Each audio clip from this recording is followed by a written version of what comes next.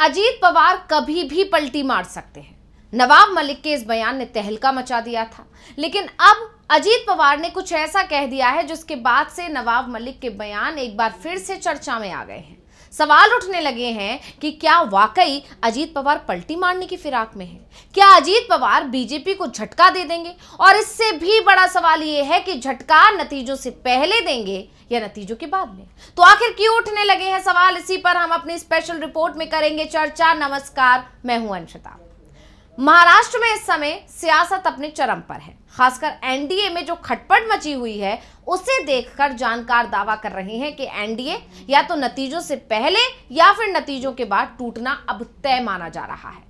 खासकर अजीत पवार को लेकर कई चर्चाएं चल रही हैं कि उन्होंने प्लान बी तैयार कर लिया है। वो ये देख रहे हैं कि अगर उनके पास बार्गेनिंग पावर रही तो वो उस दल के साथ यानी उस गठबंधन के साथ चले जाएंगे जो उन्हें सीएम पद की कुर्सी देगा। इस तरह की तमाम चीजें चल रही हैं। ये भी कहा जा रहा है कि वो अपने चाचा से नजदीकियां बढ़ा रहे हैं और इन तमाम चर्चाओं को एक बार फिर से बल मिल गया। ऐसा इसलिए हुआ क्योंकि अजीत पवार ने एक बार फिर से सीएम बनने की अपनी इच्छा को जाहिर कर दिया है। एनसीपी नेता अजीत पवार ने कुछ ऐसा कह दिया जिसके बाद से एक बार फिर सवाल उठने लगे हैं कि क्या अजीत पवार सीएम की कुर्सी पर दावेदारी ठोक रहे हैं? सिर्फ यही नहीं, अजीत पवार के एक बयान से इस बात के भी संकेत मिल गए हैं कि वो घर वापसी की राह तलाश रहे हैं। ऐसा इसलिए क्योंकि अजीत पवार ने शरद पवार के खिलाफ बयानबाजी करने वाले बीजेपी नेता सदाभाऊ खोत को कड़ी फटकार लगाई। क्या कुछ बोले अजीत, इस पर भी आगे चर्चा करेंगे। पहले ये जानते हैं कि ऐसा क्यों कहा जा रहा है कि अजीत पवार ने एक बार फिर से सीएम पद को लेकर अपना दावा ठोक दिया है। उन्होंने बीजेपी तक ये संकेत पहुंचा दिया है कि अगर अजीत का साथ चाहिए तो सीएम की कुर्सी को भूल जाइए। अब महाराष्ट्र की सत्ताधारी एनडीए की बात करें तो उसमें जबरदस्त खींचतान मची हुई है। आपको पता ही होगा कि पहले सीटों के बंटवारे पर खींचतान मची हुई थी।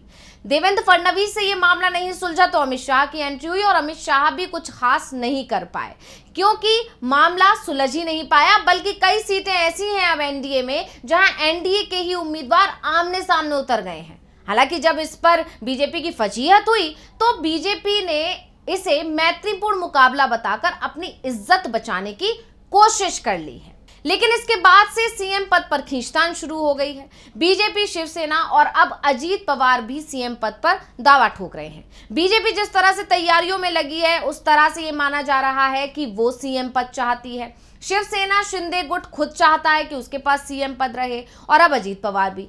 दरअसल जब अमित शाह ने एक बैठक के दौरान ये कहा था कि सीएम वो बनेगा जो सबसे ज्यादा सीटें जीत कर आएगा, उसके बाद से सीएम पद को लेकर खींचतान ज्यादा बढ़ गई और सहयोगी दल टेंशन में नजर आने लगे।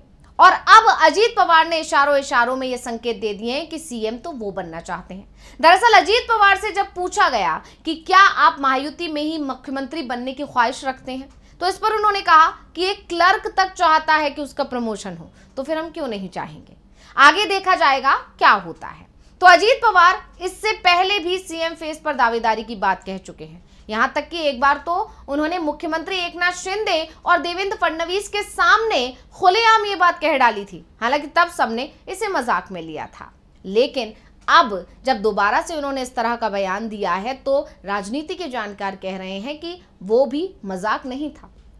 मगर अब इस बात की चर्चा इसलिए ज्यादा हो रही है क्योंकि चुनाव से चंद दिन पहले उनका ये कहना बहुत कुछ बयां करता है। वो भी तब जब एक दिन पहले ही अजीत पवार ने शरद पवार के खिलाफ बयानबाजी करने वाले बीजेपी नेता को कड़ी फटकार लगाई थी। खुद फोन भी किया और देवेंद्र फडणवीस से शिकायत तक की। अब साफ कहा कि शरद पवार के खिलाफ ऐसी बयानबाजी को बर्दाश्त नहीं करेंगे। और यही नहीं, उन्होंने मुख्यमंत्री योगी आदित्यनाथ के बयान पर भी जो है आपत्ति जताई थी। योगी आदित्यनाथ का जो नारा है बटोगे तो कटोगे, उसको लेकर भी काफी सख्त नजर आए अजीत पवार। साफ कहा कि महाराष्ट्र शिवाजी महाराज की धरती है, यहाँ ये सब नहीं चलेगा। और अब उन्होंने बीजेपी नेता के बयान पर भी आपत्ति जताई है जो शरद पवार के खिलाफ उन्होंने दिया। दरअसल सांगली जिले में एक रैली के दौरान सदाभाऊ खोत जो बीजेपी के नेता हैं, उन्होंने शरद पवार की सेहत को लेकर एक बयान दे दिया था। जिस रैली में खोट ये बयान दे रहे थे उसमें डिप्टी सीएम देवेंद्र फडणवीस भी मौजूद थे। अब खोट के इस बयान के सामने आते ही एनसीपी के दोनों गुटों ने इसकी आलोचना शुरू कर दी। खोट के बयान पर आपत्ति जताते हुए अजीत पवार ने कहा कि जो भी खोट ने कहा है वो बेहद निंदनीय है और इस तरह के बयानों को बर्दाश्त नहीं किया जाएगा। अजीत पवार ने बयान पर नाराजगी जाहिर करते हुए कहा कि विनाश काले विपरीत बुद्धि। तो पहले सुन लेते हैं खोट ने कहा क्या था। अरे हास्य फुलवायचं काम जर कुणी केलं असेल तर ते फक्त देवेंद्र फडणवीस यांनी केलेला आहे आणि म्हणून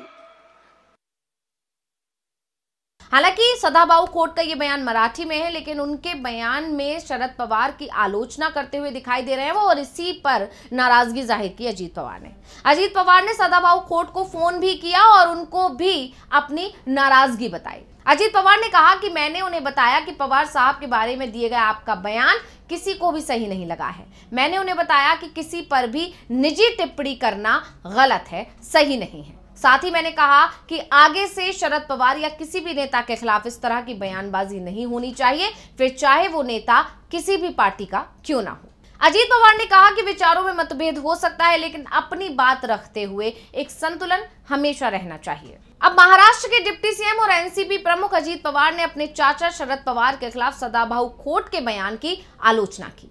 अजीत पवार ने चेतावनी भी दे दी कि इस तरह के बयान बर्दाश्त नहीं किए जाएंगे।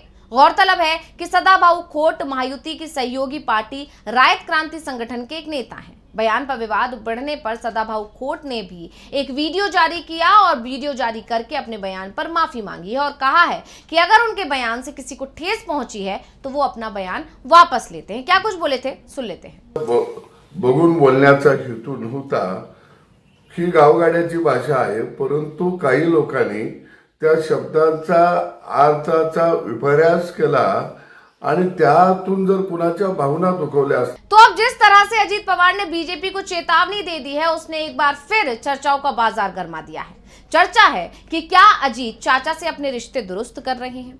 अजीत समझ चुके हैं कि बीजेपी के साथ उनका कोई भला नहीं होने वाला है। अजीत के बयान ने सभी के कान इसलिए भी खड़े कर दिए हैं क्योंकि ये बयान सुप्रीम कोर्ट की फटकार के बाद आया है, जब सुप्रीम कोर्ट ने अजीत पवार को अल्टीमेटम दिया है कि जल्द से जल्द डिस्क्लेमर छपवाएं।